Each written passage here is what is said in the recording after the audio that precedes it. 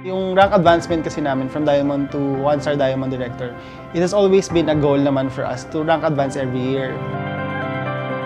Yung tandem kasi namin, complement eh. Yung weakness ko, yun yung mga strength niya. Yun yung kagandahan na na-feel nung isa't isa yung pagkukulang ng isa. So parang we complement each other. So pag pinagkukombine namin yun, sobrang ganda ng result. Marami kaming differences. Sa aming dalawa, mas organized ako. So ako yung taga-ayos ng kalat niya, parang ganun.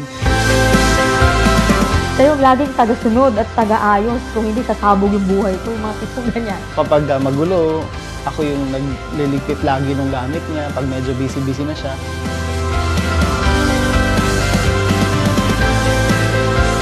Most of my teammates describe me as Midas touch.